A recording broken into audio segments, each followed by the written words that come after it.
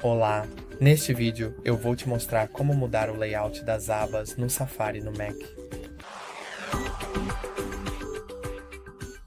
Você pode ver que eu já tenho algumas abas abertas e este é um layout realmente antigo, que estava lá desde o início do Safari, mas você pode mudá-lo para um visual mais moderno e, bem facilmente, é só clicar em Safari no canto superior esquerdo, depois clicar em configurações e agora clicar em abas. E agora você pode mudar para separado ou compacto. E quando você define para compacto, você pode ver que agora está com um visual mais moderno.